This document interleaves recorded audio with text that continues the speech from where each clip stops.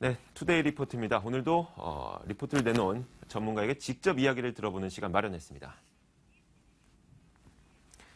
자, 오늘은 키움증권의 박중선 연구원의 리포트입니다. 박 연구원은 어제 실적을 발표한 LG화학에 대해서 실적을 점검하고 올해 전망을 내놨습니다. 유가가 하락하고 있기 때문에 올해 매출액은 감소하겠지만 증설을 통한 성장과 원재료 가격이 하락하기 때문에 실망스러웠던 지난 실적에 너무 민감하게 반응할 필요는 없다고 설명했습니다. 박 연구원에게 지금부터 직접 들어보도록 하겠습니다. 박준선 연구위원 연결이 되어 있습니다. 안녕하세요. 안녕하십니까? 네. 자, 우선 오늘 리포트 제목 자체가 이겁니다. LG화학 일시적인 비용 증가로 실적 부진. 자, 어떤 의미가 있을까요? 일단은 4분기 실적은 이제 컨센서스보다는 좀 훨씬 하회하는 실적을 발표했습니다. 이제 4분기 때 정기 보수했고요. 그 다음에 중대형 전지 쪽에 대한 투자에 대한 일부 손실을 좀 반영을 해서 예상치를 좀 많이 하회했습니다. 그럼에도 불구하고 오늘 주가가 좀 올라가고 있고요. 전체적으로는 그 4분기 실적이 그 과거의 실적에 불과하고 앞으로 좋아질 거라고 좀 기대하는 게 좀 더 큰 것 같습니다. 일단 이제 주력 제품들의 스프레드가 최근에 좀 좋은 상황이고요. 그다음에 실적 발표에서도 말을 했지만 편광필름이나 그다음에 SAP 그다음에 이런 쪽에 대한 증설을 계속적으로 할 거기 때문에 앞으로도 계속적으로 실적이 좋아질 것이다라는 내년 실적이 올해나 내년 실적이 좀 더 좋아질 것이다라는 기대감이 좀 더 주가에 도움이 되는 것 같습니다. 네. 지난 실적을 다시 한번 간략하게 점검을 해보겠습니다. 먼저 LG화학이 매출액을 발표했는데 작년 같은 기간보다는 약 4.8% 줄어들었고요. 영업이익은 26.8%나 좀 감소한 것이 있었습니다.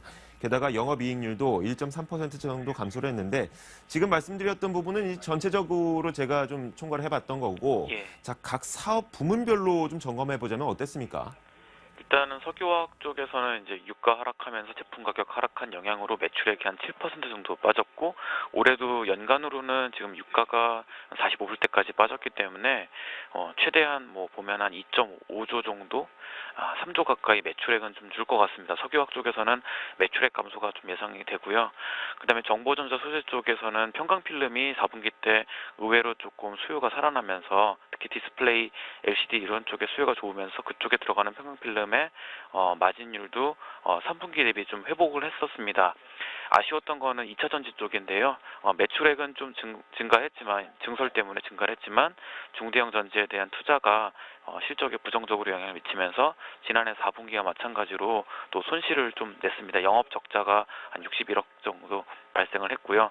이런 것들이 종합되면서 지난 4분기 때는 매출액이 좀 감소했고 영업이익도 많이 좀 줄었습니다. 특히 석유화학 쪽에서 4년 만에 단행된 정기 보수 때문에 실적이 좀 안 좋아졌고요. 가동 시기 자체가 가동률 자체가 좀 떨어졌기 때문인 것 같습니다. 대신에 이런 정기 보수가 이제 완료되면서 올해 상반기 중에 에틸렌 캐파가 한 10% 정도 증가하게 되고요.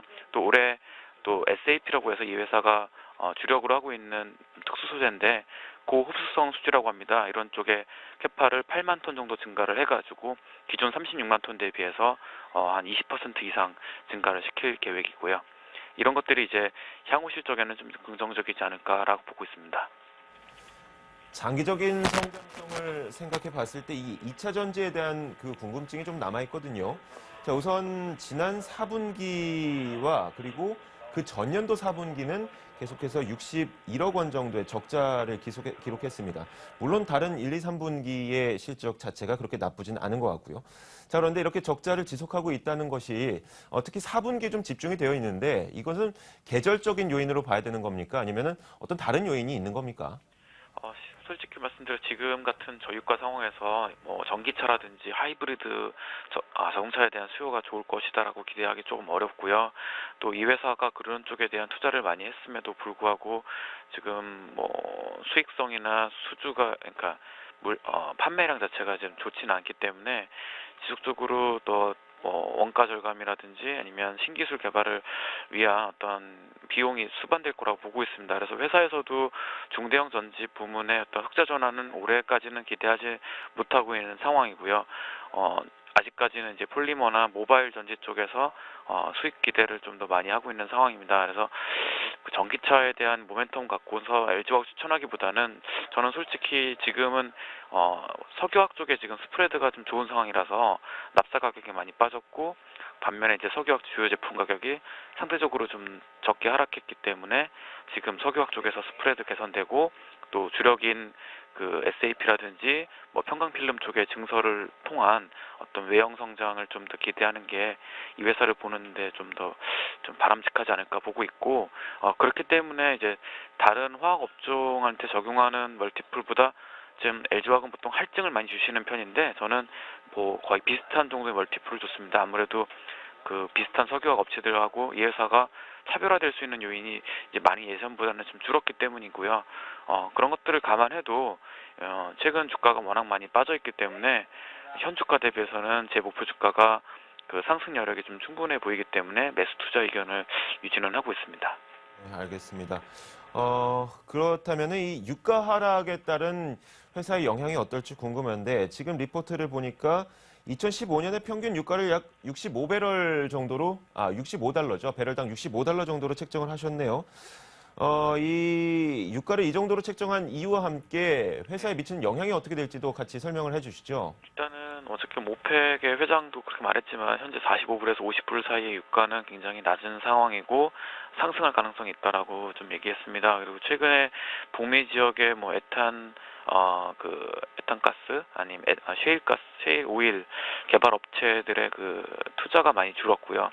이런 이제 비전통적인 원유에 대한 투자가 줄어들었다는 거는 석유의 수급 자체가 이제는 좀 균형을 찾지 않을까라고 보고 있고요. 그래서 유가 자체는 이제 상승할 거라고 보고 있습니다. 그리고 이제 LG화학 입장에서는 지금 같은 낮은 유가 수준에서 북미의 에탄이나 중동의 에탄 대비해서 경쟁력은 다소 좀 회복했을 것으로 보고 있고요. 과거 같은 경우에 대비해서 현재 LG화학이 갖고 있는 그 원가 자체는 그 과거보다 한 40% 정도 절감됐기 때문에 에탄 대비해서 경쟁력이 그만큼 살아났다고 보고 있고요. 그런 것들이 반영돼서 최근에 이제 국내 석유화학 업체들의 주가가 유가 하락이라든지 제품 가격 하락 국면에도 불구하고 시장 대비 좀 아웃퍼폼을 하고 있는 것이라 보고 있습니다. 네, 올 한 해 동안에는 LG화학이 증설을 통한 성장과 또 원재료 가격의 하락 이런 것들의 영향으로 실적이 좀 개선될 것으로 보시는 것 같기도 한데 구체적인 올해 실적 전망은 어떻게 보고 계십니까? 일단은 매출 자체는 유가 하락이나 제품 가격 하락 때문에 증설에도 불구하고 매출액은 전년 22.6조 원 대비 한 2조 정도 감소한 20.6조 정도로 전망을 하고요. 영업이익 자체는 이제 스프레드가 양호하고 최근에 이제 평강필름이라든지 아니면 SAP 증설에 대한 증설 기대감을 좀 반영해서 영업이익 자체는 1조 5천억 정도 육박할 것이다라고 보고 있어서 지난해 1조 3천억 대비해서는 약 2천억 정도의 영업이익 증가가 예상을 하고 있습니다. 네. 조금 전에 잠깐 이야기가 나오긴 했지만 마지막으로 좀 LG화학에 대해서 정리를 하기 위해서 투자 의견과 함께 그 목표 주가도 같이 정리를 좀 해주시죠. 예, 저희는 이제 2016년 예상 EBITDA 2조 6천억에 약 7배를 적용한 영업가치 18.7조 원에 보유하고 있는 투자 유가증권 장부가 약 4,700억을 더한 다음에 내년 정도 예상되는 순차익금을 차감해서 NAV를 18.5조로 선정을 했고요. 이를 유통지수로 나눴을 때 28만 원 정도가 나오기 때문에 현 주가 아직 20만 원 되지 않는 상황이라서는 매수 추천을 드리고 있습니다. 네, 알겠습니다. 자, 목표 주가는 28만 1,000원 정도, 그리고 투자 의견은 매수 의견을 제시해 주셨습니다. 자, 오늘 키움증권 박중선 연구원과 이야기 함께 나눠봤습니다. 오늘 말씀 고맙습니다. 예, 감사합니다. 네. 자, 지금까지 투데이 리포트였습니다. 여러분들이 뉴스 보도를 보면서 궁금했던 이야기 잠시 후에 이어지겠습니다.